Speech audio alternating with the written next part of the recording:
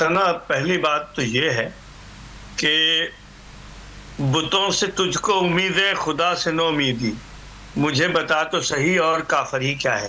واہ، یعنی حیرت انگیز بات ہے کہ پی ٹی آئی کے لوگ یہ کہہ رہے ہیں کہ غلط ہو رہا ہے، اور یہ یعنی ٹوٹل بدتمیزی، جھوٹ پر مشتمل بیانیہ بنانے والے لوگوں نے ایک صحافی کو صرف اس لیے زد و کوب کا نشانہ بنایا کہ اس نے ایک مقدس گائے یعنی علیمہ خان سے ایک سوال کر لیا، اور علیمہ خان سے بار بار سوال ہوگا۔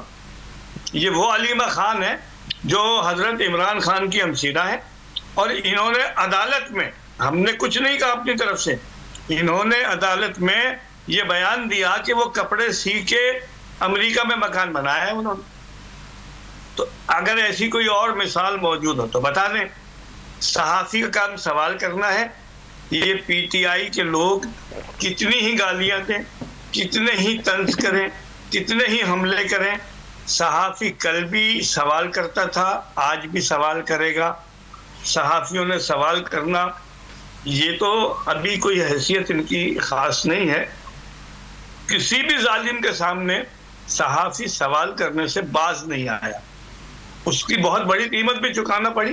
لیکن ہم یہ سمجھتے ہیں کہ پی ٹی آئی کو اب جو ہے وہ سنجیدگی کا مظاہرہ کرنا چاہیے، اور ایک سیاسی جماعت کے طور پر ایکٹ اور ریئیکٹ کرنا چاہیے۔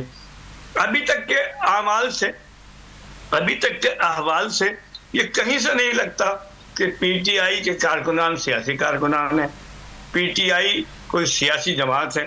ایسا لگتا ہے کہ ایک ہجوم ہے جو عمران خان کے گرد جمع ہے، اور یہ ہجوم اسی طرح جس طرح جمع ہوا ہے اسی طرح چھٹ جائے گا۔